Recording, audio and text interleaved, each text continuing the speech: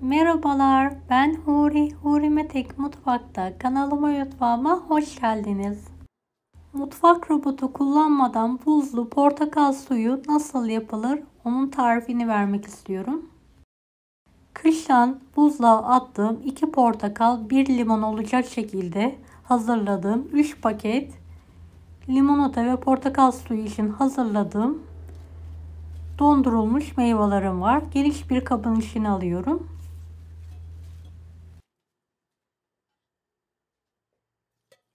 Üzerine geçecek kadar içme suyu alalım.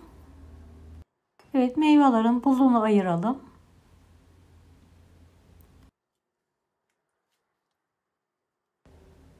Evet, bu şekilde biraz bekletelim.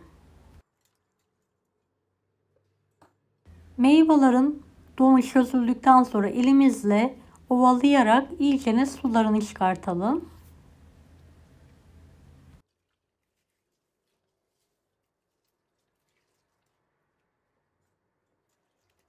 Dilerseniz bir çırpıcı yardımıyla da ezebilirsiniz. 15-20 dakika bu şekilde bekletelim. Tülbent yardımıyla süzelim.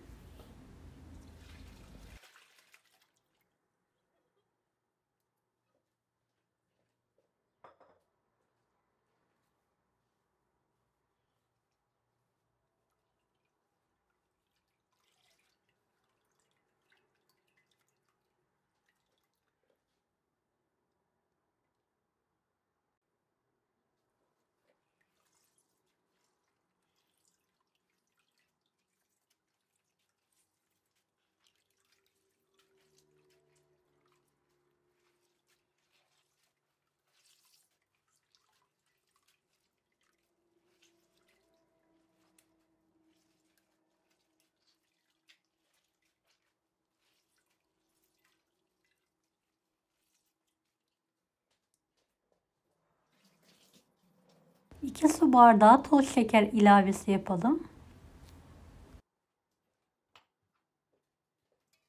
Şeker eriyene kadar karıştıralım.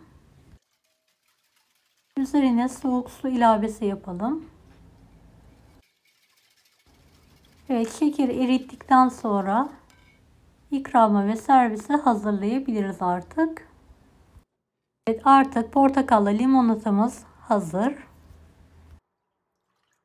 Deneyecek olanlara şimdiden kolaylıklar dilerim. Kanalıma ücretsiz abone olmayı unutmayın. Bir dahaki videolarda görüşmek üzere. Allah'a emanet olun. Hoşça kalın. Daha farklı tarifler için bunları da izlemeyi unutmayınız.